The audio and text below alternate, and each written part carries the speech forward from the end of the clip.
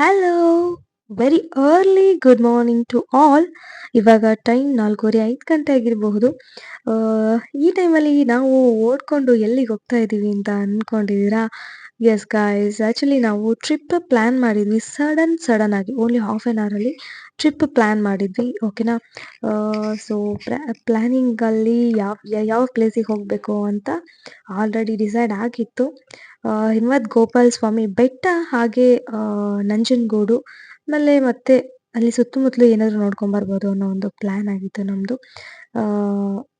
So ನಾವು half an ಅವರಲ್ಲಿ ಬೇಗ ಸಡನ್ ಆಗಿ ಎಲ್ಲ ಟಿ ಬುಕ್ ಮಾಡಿಕೊಂಡು ಸಡನ್ನಾಗಿ ಎಲ್ಲ ರೆಡಿ ಆಗಿಬಿಟ್ಟು ಸೊ ಹೊರಟು. ಇವಾಗ ಟೈಮ್ ಐ ಥಿಂಕ್ 5 ಆಗಿದೆ ಅನಿಸುತ್ತೆ.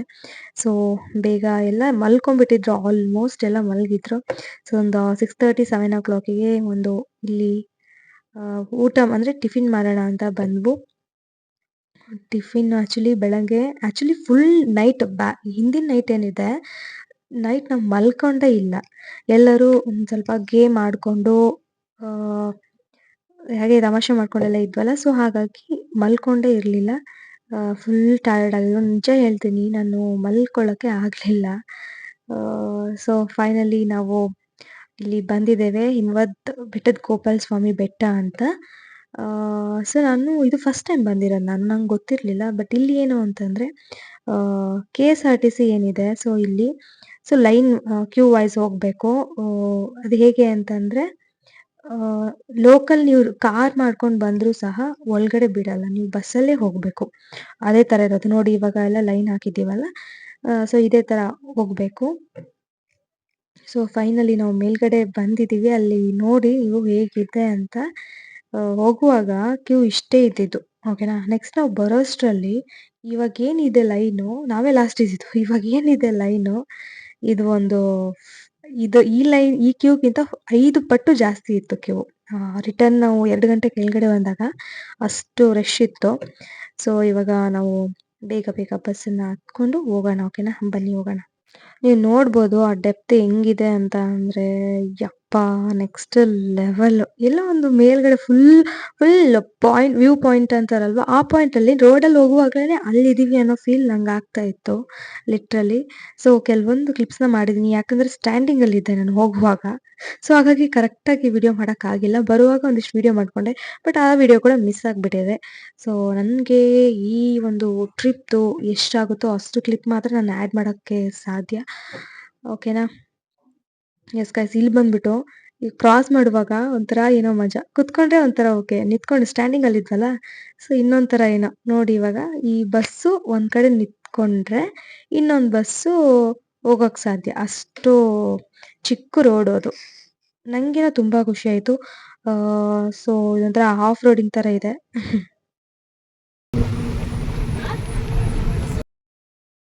ಕ್ರಾಸ್ ಆದಮೇಲೆ ವಿಡಿಯೋ ಆಗುತ್ತೆ, ನಾನು ಏನು ಮಾಡಲಿ, ಹಂಗೆ ಇಟ್ಕೊಂಡು ನಿಂತ್ಕೊಳ್ಳ. ಇದು ಹೊಡ್ತಾ ಇದ್ದೀನಿ.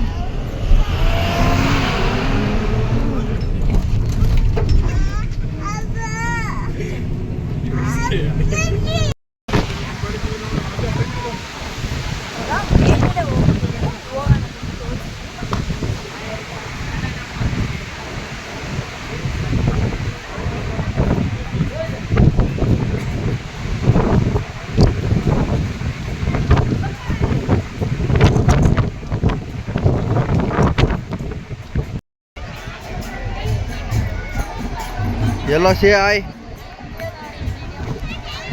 You just say I ಹೇಳು. I.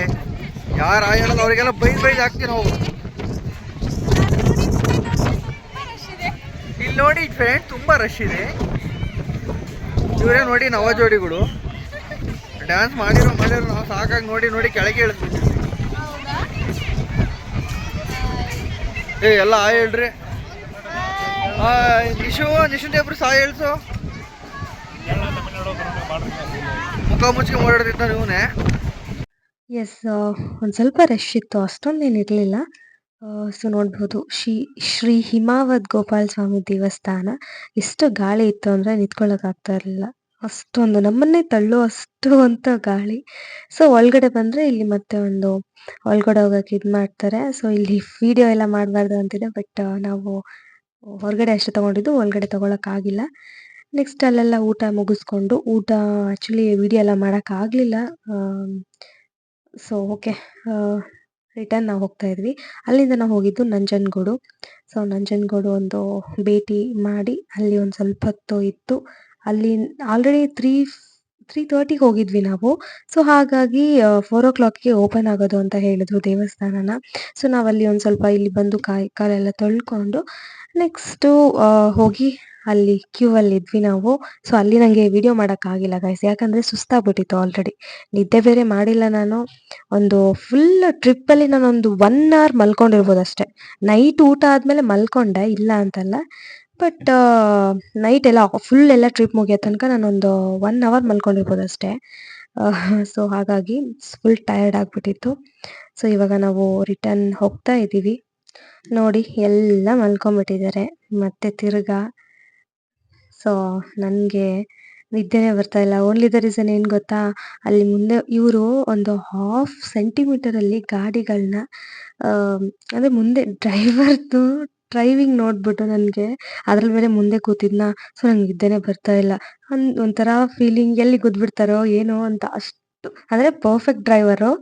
ಬಟ್ ನನಗೇನೋ ಒಂಥರ ಅಜೀಬ್, ಒಂಥರ ಹೆಂಗೆ ಅಂದರೆ ಭಯ ಥರ ಆಗ್ತಾಯಿತ್ತು ಹಂಗೆ. ಸೊ ನೆಕ್ಸ್ಟು ಒಂದು ಪ್ಲೇಸಿಗೆ ಹೋಗಿದ್ವಿ ಗೈಸ್. ಆ್ಯಕ್ಚುಲಿ ಏನು ಅಂತಂದರೆ ನೀಟಾಗಿ ವಿಡಿಯೋ ಮಾಡೋಕ್ಕಾಗಲಿಲ್ಲ. ಸೊ ಹಾಗಾಗಿ ನಾನು ಈ ಒಂದು ಪ್ಲೇಸ್ ಎಕ್ಸಿಕ್ಯೂಟ್ ಮಾಡ್ತಾ ಇಲ್ಲ ಅಂತ ಹೇಳ್ತಾ, ನೈಟು ನಾವು ಊಟ ಮಾಡಲಿಕ್ಕಂತ ಬಂದಿದ್ದೇವೆ. ಓಕೆ, ಊಟ ಮಾಡಿಕೊಂಡು ನಾನು ಆ್ಯಕ್ಚುಲಿ ನಿದ್ದೆಯಲ್ಲಿದ್ದೀನಿ, ಆಲ್ಮೋಸ್ಟ್ ನಿದ್ದೆಯಲ್ಲಿದ್ದೀನಿ ಗೊತ್ತಾ. ಸೊ ಇಲ್ಲಿ ಊಟ ಮಾಡಿಕೊಂಡು ತಾಚಿ ಮಾಡಿ ಬೆಳಗ್ಗೆ ಸಿಗ್ತೀನಿ ನಿಮಗೆ, ಓಕೆನಾ. ಇನ್ನೂ ನನ್ನ ಮನೆಯದ್ದು ಇನ್ನು ತುಂಬ ಕೆಲಸ ಇದೆ.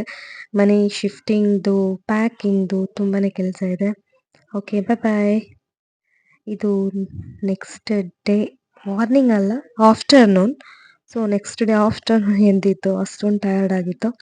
ಸೊ ಆಫ್ಟರ್ನೂನ್ ಬಂದುಬಿಟ್ಟು ಹೊರಗಡೆ ಊಟ ಮಾಡಿಕೊಂಡು ನಾವು ಆ್ಯಕ್ಚುಲಿ ಇವಾಗ ನಾನು ಬೈಕ್ ಹೊಡೆಯೋಣ ಅಂತ ಅಂದ್ಕೊಂಡೆ. ನ್ಯೂಟ್ರಲಲ್ಲಿತ್ತು, ಬಟ್ ಅಂದ್ರೂ ಒಂದು ಸ್ವಲ್ಪ ಭಯ ಆಗ್ತಾಯಿತ್ತು ನನಗೆ. ತೊಗೊಂಡು ಬಂದು ಇವಾಗ ಹೊರಗಡೆ ಹೋಗೋಣ ಅಂತ ಅಂದ್ಕೊತಿದ್ದೀನಿ. ನಾನೇ ಸ್ಟಾರ್ಟ್ ಮಾಡೋಣ ಅಂದ್ಕೊಂಡೆ, ಅಲ್ಲಿ ಬರ್ತಾವೆ ನೋಡಿ. ಗಾಡಿ ಹೊಡಿತೀನಿ ಇಲ್ಲ ಅಂತಲ್ಲ, ಬಟ್ ಅದು ಗೇರು ಇವಾಗ ಸದ್ಯಕ್ಕೆ ನ್ಯೂಟ್ರಲಲ್ಲಿದೆ ಆಯಿತಾ. ಬಟ್ ಇದನ್ನು ಕಿಕ್ ಹೊಡಿಬೇಕು, ಸೆಲ್ಫ್ ವರ್ಕ್ ಆಗ್ತಾಯಿಲ್ಲ. ಏನಂತಂದರೆ ನಾವು ಇವಾಗ ಶಿಫ್ಟ್ ಮಾಡ್ತಾ ಇದ್ದೀವಲ್ಲ, ಇನ್ನು 4-5 ಡೇಸಲ್ಲಿ ಶಿಫ್ಟಿಂಗ್ ಇದೆ ಅಲ್ವಾ. ಸೊ ಏನು ಬೇಡ ಅದೆಲ್ಲ ನಾವು ಗುಜರಿಗೆ ಹಾಕ್ತಾ ಇದ್ವಿ. ಸೊ ನನಗೇನು ಅನಿಸುತ್ತೆ ಅಂದರೆ, ಇಷ್ಟೊಂದು ಚಿಕ್ಕ ಗಾಡೀಲಿ ಈ ಬೀರು ಹೋಗ್ತಾ ಇರೋದೇ ಒಂದು ದೊಡ್ಡ ಆಶ್ಚರ್ಯ ಆಗಿಬಿಟ್ಟಿದೆ ಗೈಸ್. ಸೊ ಹಾಗಾಗಿ ನಾನು ಈ ಕ್ಲಿಪ್ ತೊಗೊಂಡೆ. ಅದು ಹಿಂದ್ಗಡೆ ಇದೆ ಅಲ್ವಾ, ನಾನು ಅದನ್ನು ಒಂದು ಬಟ್ಟೆ ದಾರ ಅಂದ್ಕೊಂಡಿದ್ದೆ, ಬಟ್ ಅದು ಬೆಲ್ಟ್ ಅಂತೆ. ಎಷ್ಟು ಸ್ಟಿಫಾಗಿ ಕುತ್ಕೊಂತು ಅಂದರೆ ನೀವೇ ನೋಡಿ, ಅದು ಹೆಂಗೆ ತೊಗೊಂಡು ಹೋಗ್ತಾರಪ್ಪ ಅಂತ ನಾನು ಅನ್ಕೊತಾ ಇದ್ದೆ. ನೋಡಿ ಅವ್ರು ಒಬ್ಬರೇ ಬಂದ್ಬಿಟ್ಟು ಹಿಂಗೆ ತೊಗೊಂಡು ಹೋಗ್ತಾ ಇದ್ದಾರೆ. ಎಸ್ ಗೈಸ್, ಈ ವಿಡಿಯೋನ ನಾನು ಇಲ್ಲಿಗೆ ಎಂಡ್ ಮಾಡ್ತಾ ಇದ್ದೀನಿ. ಇನ್ನೂ ಯಾರು ನನ್ನ ಯೂಟ್ಯೂಬ್ ಚಾನಲ್ನ ಸಬ್ಸ್ಕ್ರೈಬ್ ಮಾಡ್ಕೊಂಡಿಲ್ವ, ಸಬ್ಸ್ಕ್ರೈಬ್ ಮಾಡ್ಕೊಳ್ಳಿ, ಬೆಲ್ ಐಕಾನ್ ಕ್ಲಿಕ್ ಮಾಡಿ. ಸೊ ಇದನ್ನು ಮಾಡೋದ್ರಿಂದ ನಾನು ಮಾಡೋ ವಿಡಿಯೋ ನಿಮಗೆ ಮೊದಲನೇದಾಗಿ ರೀಚ್ ಆಗುತ್ತೆ ಅಂತ ಹೇಳ್ತಾ, ಮತ್ತೊಂದು ವಿಡಿಯೋ ಜೊತೆಗೆ ಸಿಗ್ತೀನಿ ಅಂತ ಹೇಳ್ತಾ, love you all, bye bye.